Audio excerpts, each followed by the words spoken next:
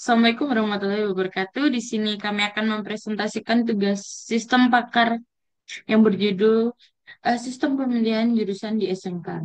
Anggota kelompok terdiri dari yang pertama Fitrianingsih NPM 013, selanjutnya Alvina Putri Damayani NPM 038, selanjutnya Mar Pratamasari NPM 049. Yang pertama pendahuluan. eh, Latar belakang dipilihnya judul ini dikarenakan banyaknya siswa SMK, terut- terutama siswa SMK yang seringkali kesulitan menentukan jurusan yang sesuai dengan minat dan bakat mereka. Banyaknya di antara mereka yang memilih jurusan hanya berdasarkan saran teman, keinginan orang tua, atau sekedar ikut-ikutan tanpa memahami potensi dari diri mereka sendiri. Kondisi ini menyebabkan tidak sedikit siswa yang merasa sangat tidak cocok dengan jurusan yang dipilih, sehingga itu sangat berdampak pada rendahnya motivasi belajar dan prestasi akademik mereka. Eh, Peran guru bimbingan konseling sebenarnya cukup penting dalam proses menentukan penjurusan ini. Namun, adanya keterbatasan waktu dan banyaknya jumlah siswa yang seringkali membuat layanan ini tidak berjalan secara optimal. Selain itu, belum semua sekolah memiliki sistem yang objektif dan terstruktur dalam menentukan siswa untuk memilih jurusannya. Tujuan dan manfaat adanya sistem ini. Tujuan ini adalah untuk membangun sistem pakar untuk merekomendasikan jurusan SMK berdasarkan minat dan bakat. Manfaatnya adalah membantu siswa memilih jurusan yang tepat untuk mengurangi kesalahan dalam pemilihan jurusannya. Eh, Pada sistem ini kita menggunakan metode format chaining, di mana format chaining ini dimulai dari fakta-fakta yang diketahui, selanjutnya akan menghasilkan kesimpulan. Metode ini mengevaluasi semua aturan dan mengubahnya menjadi kesimpulan jika syarat terpenuhi. Dalam konteks sistem pakar rekomendasi jurusan ini, format chaining digunakan untuk mencocokkan fakta-fakta yang dipilih oleh siswa seperti senang dengan matematika, suka menggambar, tertarik dengan komputer, terhadap aturan jurusan yang telah ditentukan akan menghasilkan jurusan RPL. Selanjutnya akan dijelaskan oleh rekan saya. Baik, berikutnya data jurusan. Di sini terdapat 7 jurusan yang tersedia, masing-masing dengan kode khusus mulai dari J1 hingga J7. Misalnya, J1 adalah teknik komputer dan jaringan, J2 multimedia, J3 rekayasa perangkat lunak, J4 akuntansi, J5 perbankan, J6 teknik mekatronika, J7 produksi siaran televisi.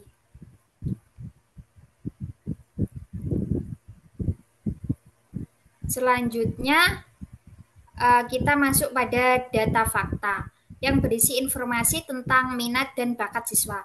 Setiap fakta diberi kode F1 hingga F38 dan masing-masing menjelaskan kecenderungan atau kesenangan tertentu seperti F1 senang dengan matematika, F7 senang memperbaiki peripheral komputer,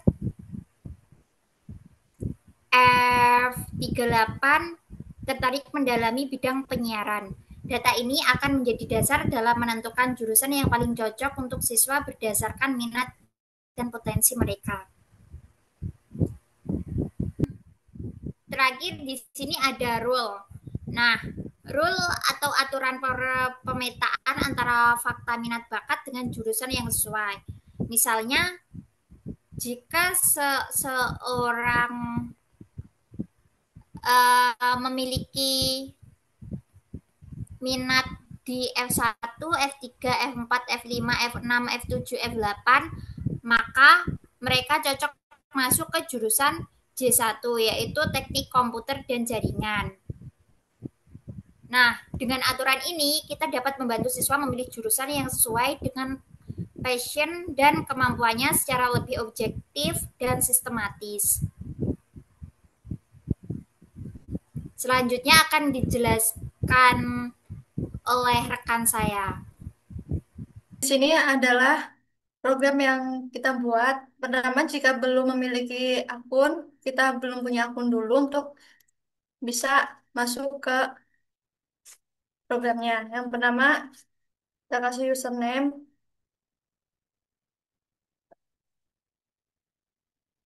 dan password. Lalu daftar. Selanjutnya, kita login dan masukkan password yang telah dibuat.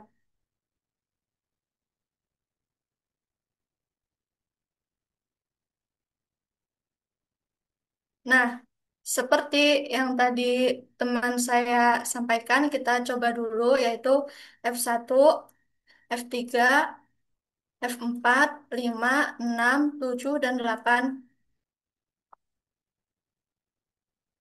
Dan di sini sudah muncul hasil rekomendasi jurusan yaitu Teknik Komputer dan Jaringan. Dan di sini terdapat programnya. Jadi program ini menyimpan semua aturan inferensi di dalam database. Aturan ini tepatnya pada tabel yang bernama aturan. Dan di sini ada tabel-tabel aturan berdasarkan fakta kode yang tadi ada di slide. Di sini ada fakta-faktanya, ada kode dan nama jurusan. Selain ada terdapat di aturan ini, kita juga dapat memasukkan fakta kode yang lain. Jadi tidak hanya terpacu hanya yang ada di dalam sini. Misalnya, misalnya di sini kita akan input F1, F2, F3, F9, F10, F11. Dan di sini ada rekomendasi jurusan multimedia. Ini didapat dari mana? Nah, ini tuh didapat dari pohon keputusan yang sudah ada di sini. Di sini ada F, F2, F9, F10, 11, 12. Jadi memutuskannya multimedia. Sedangkan yang di sini hanya ada F1 dan F3 tidak bisa menyimpulkan apa-apa. Kesimpulannya akan dilanjutkan oleh rekan saya. Dari presentasi yang telah kami sampaikan, menarik kesimpulan bahwa sistem pakar berbasis web yang dibangun dengan metode forward chaining dapat menjadi solusi alternatif dalam membantu siswa SMK dalam menentukan jurusan yang sesuai dengan minat dan bakat mereka. Dengan memanfaatkan data fakta yang dipilih oleh siswa, sistem mampu mencocokkannya dengan aturan-aturan yang telah ditentukan untuk memberikan rekomendasi jurusan yang objektif dan sesuai. Penerapan metode forward chaining terbukti efektif dalam proses pemilihan penjurusan menjadi lebih sistematis, efisien, dan mengurangi pengaruh subjektif dari lingkungan sekitar seperti teman sebaya dan orang tua. Sekian presentasi dari kelompok kami. Terima kasih.